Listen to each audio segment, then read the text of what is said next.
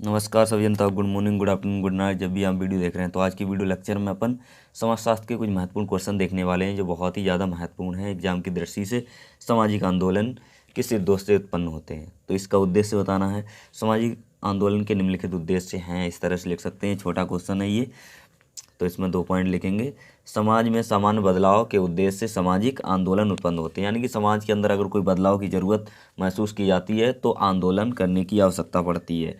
जनहित के मामलों में परिवर्तन लाने के उद्देश्य से भी हमें सामाजिक आंदोलन की आवश्यकता पड़ती है। तो 2 यहाँ पे हमने बता दिए हैं। उसके बाद है सामाजिक आंदोलन भी विरोध प्रदर्शन के अलग अलग तरीके विकसित करते हैं, वे क्या हैं। यानी कि सामाजिक आंदोलन जो लोग करते हैं तो मतलब सरकार का विरोध करते हैं, उनके तरीके होते हैं कुछ विरोध करने के, वो कौन कौन से हो सकते हैं। ठीक है, तो सामाजिक आंदोलन विरोध प्रदर्शन के अलग अलग तरीके विकसित करते हैं, जैसे मोमबत्ती या मशाल या जुलूस, काले कपड़े का प्रयोग, नुक्कड़ नाटक, गीत, कविताएं इत्यादि। गांधी जी ने स्वतंत्रता आंदोलन में अहिंसा, सत्याग्रह तथा चरखे के प्रयोग जैसे नए तरीकों को अपनाया। औद्योगिकरण और नगरीकरण का परस्पर संबंध विचार कीजिए। यानी कि औद्योगिकरण और नगरीकरण में क्या संबंध है। तो औद्योगिकरण और जो नगरीकरण है ये आपस में जुड़ी हुई दोनों चीज़ें होती हैं, क्योंकि औद्योगिकरण का मतलब होता है कल कारखानों से, और कल कारखाने कहाँ बनते हैं, जहाँ पर नगर होते हैं। ठीक है, तो ये दोनों प्रक्रियाएं एक साथ चलती हैं। ठीक है, औद्योगिकरण का संबंध यांत्रिक उत्पादन के उदय से है, जो शक्ति के गैर मानवीय संसाधन जैसे वाष्प या विद्युत पर निर्भर होता है। यानी कि बिजली के द्वारा या ऊर्जा के द्वारा ये सारे संसाधन चलते हैं। औद्योगिकरण समाजों में ज़्यादा से ज़्यादा लोग कारखानों, ऑफिसों और दुकानों में कार्य करते हैं। औद्योगिकरण प्रवेश में कृषि संबंधी व्यवसाय में लोगों की संख्या कम होती है। यह देखने में आया है कि पश्चिम में 90% से ज़्यादा लोग कस्बों और शहरों में रहते हैं, क्योंकि वहीं पर रोजगार, व्यवसाय के अवसर अधिक होते हैं। अतः हम नगरीकरण को औद्योगिकरण से जोड़कर देखते हैं। ये दोनों प्रायः एक साथ होने वाली प्रक्रियाएं हैं। यानी कि औद्योगिकरण, नगरीकरण आपस में एक साथ होने वाली प्रक्रियाएं हैं। हमारा क्वेश्चन है सामाजिक अपवर्जन या बहिष्कार क्या है। सामाजिक अपवर्जन या बहिष्कार वह तौर तरीके हैं जिसके जरिए किसी व्यक्ति या समूह को समाज में पूरी तरह घुलने मिलने से रोका जाता है। मतलब किसी व्यक्ति को समाज से दूर रखा जाए, उसे बोलेंगे सामाजिक अपवर्जन, अथवा अलग अलग रखा जाता है।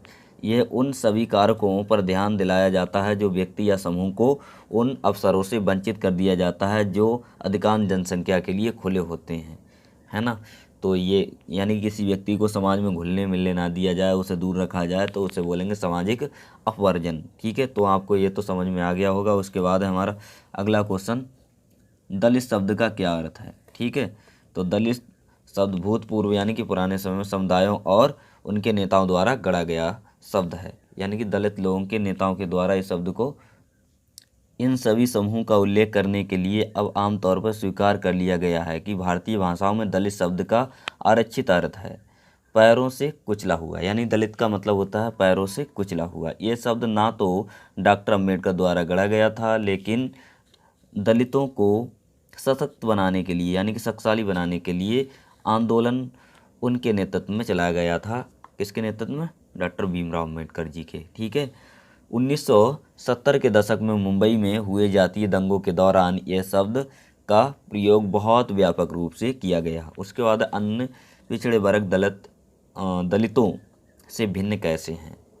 तो सामाजिक भेदभाव का सर्वाधिक स्पष्ट एवं व्यापक रूप था, किंतु जातियों का एक बहुत बड़ा समूह ऐसा भी था जिन्हें नीचा समझा जाता, उनके साथ तरह तरह का भेदभाव भी बरता जाता था, परंतु उन्हें अछूत नहीं माना जाता था। अछूत का मतलब उनसे लोग मतलब घृणा नहीं करते थे, उनके साथ बैठ सकते थे, उठ बैठ सकते थे। ये सेवा करने वाली जातियों के लोग थे जिन्हें जाति सोपान में नीचा स्थान प्राप्त था।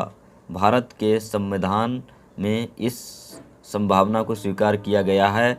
ये आम बोलचाल में प्रचलित अन्य पिछड़े वर्ग ओबीसी शब्द का संवैधानिक आधार है, जो आजकल समान रूप से प्रचलित है। ठीक है, उसके बाद है नारी आंदोलन या नारीवादी आंदोलन, इस तरह से क्वेश्चन आएगा। ठीक है, तो नारी आंदोलन ने अपने इतिहास के दौरान कौन कौन से मुख्य मुद्दे उठाए। नारी आंदोलन ने अपने इतिहास के दौरान निम्नलिखित मुद्दे उठाए। विद्वानों तथा समाज सुधारकों के अनुसार स्त्री पुरुषों के मध्य असमानताएं प्राकृतिक नहीं बल्कि सामाजिक हैं। ज्योतिबा फुले एक सामाजिक बहिष्कृत जाति के थे और उन्होंने जातिगत तथा लैंगिक दोनों विषमताओं पर प्रहार किया। उन्होंने सत्य शोधक समाज की स्थापना की। ये क्वेश्चन पूछा जाता है, सत्य शोधक समाज की स्थापना किसने की? ठीक है, राजा राम मोहन राय ने सामाजिक आर्थिक दशाओं तथा स्त्रियों की स्थिति में सुधार के लिए बंगाल में प्रयास किए तथा सती प्रथा के विरोध में अभियान चलाए। ये पहला स्त्रियों के संबंध में ऐसा मुद्दा था जिसने आम लोगों का ध्यान आकर्षित किया। एक महाराष्ट्र की घरेलू महिला ताराबाई शिंदे ने स्त्री पुरुष तुलना नामक पुस्तक लिखी, जिसमें उन्होंने पुरुष प्रधान समाज में अपनाई जा रही दोहरी नीति का प्रतिपाद किया था, यानी कि उसके बारे में लिखा था। सर सैयद अहमद खान ने इस्लाम में सामाजिक सुधारों के आंदोलन का नेतृत्व किया। वे लड़कियों को चारदीवारी में रहते हुए शिक्षा के हिमायती थे। उसके बाद है औपनिवेशिक भारत में ज़मीन के टैक्स की कौन कौन सी व्यवस्थाएं थी उपस्थित थी। ये हदबंदी वाला क्वेश्चन मैंने पढ़ा दिया है, बहुत सारे क्वेश्चन पढ़ा दिए हैं, तो प्ले लिस्ट में जाकर के वो आप देख सकते हैं। ठीक है, तो इसका आंसर देखेंगे।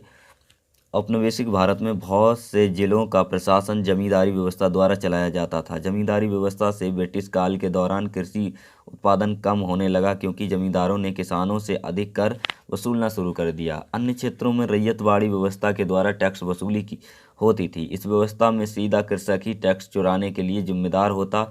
इस प्रकार औपनिवेशिक सरकार किसानों से सीधा संबंध रखती थी, परंतु रैयतवाड़ी में कृषकों को कृषि में निवेश करने के लिए अधिक प्रोत्साहन मिलता है। इसी वजह से उत्पादन अधिक हुआ और कृषक संपन्न हो गए। यानी कि रैयतवाड़ी में व्यवस्था में जो किसान थे वो संपन्न हो गए थे, लेकिन जमींदारी में मतलब गरीब होते चले गए, क्योंकि जो जमींदार था वो किसानों से ज़्यादा टैक्स वसूल लेता था।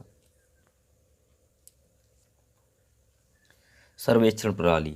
इस प्रणाली के अंतर्गत निर्धारित प्रश्नों को बड़ी संख्या में लोगों से पूछा जाता है।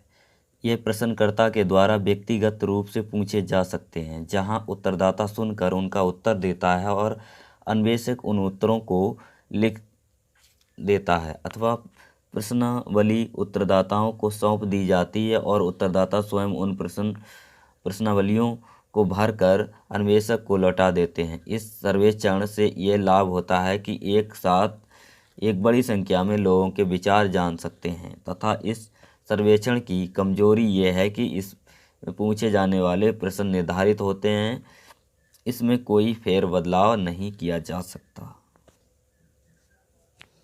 ग्रामीणों की आवाज़ को सामने लाने में 73वां संविधान संशोधन अत्यंत महत्वपूर्ण है, चर्चा कीजिए। ये काफ़ी ज़्यादा महत्वपूर्ण क्वेश्चन है।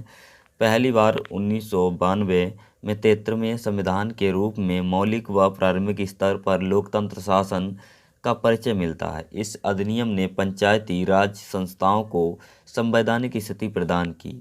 अब ये अनिवार्य हो गया है कि स्थानीय सुशासन के सदस्य गांवों तथा नगरों में हर 5 साल में चुने जाएं, यानी 5 साल में जो गांव या नगर में चुनाव होगा। 73वें संविधान संशोधन ने ग्रामीण व नगरीय दोनों ही क्षेत्रों के स्थायी निकायों के सभी चयनित पदों में महिलाओं को 1/3 आरक्षण दिया। यानी महिलाओं के लिए इसी 73वें संविधान संशोधन के द्वारा आरक्षण दिया गया। यह संशोधन इसलिए महत्वपूर्ण है क्योंकि इसके अंतर्गत पहली बार निर्वाचित महिलाओं को, यानी कि निर्वाचित निकायों में महिलाओं को शामिल किया गया।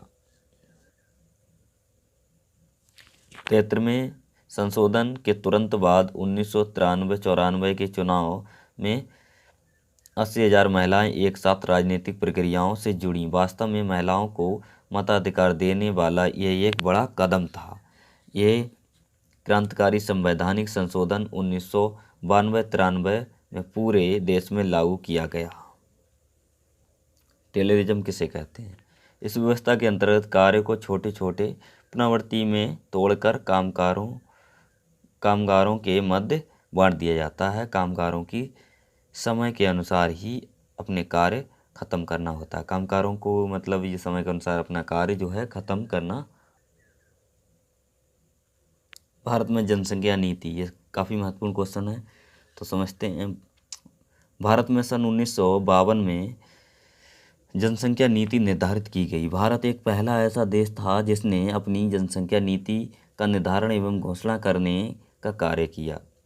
भारतीय जनसंख्या नीति को सबसे पहले राष्ट्रीय परिवार नियोजन कार्यक्रम के रूप में लागू किया गया। इसके द्वारा सभी नागरिकों को जागरूक किया गया, जिसके परिणामस्वरूप कुछ अच्छे परिणाम देखने को भी मिले। इस तरह से लिख सकते हैं, सन 1975-76 में हमारे देश में आपातकाल की घोषणा की गई या आपातकाल घोषित किया गया। इस उथल पुथल के समय में परिवार नियोजन का प्रतिकूल प्रभाव पड़ा। जनसंख्या वृद्धि को रोकने के लिए जबरदस्ती पुरुष की नसबंदी तथा महिलाओं की नलकाबंदी की प्रक्रिया शुरू की गई।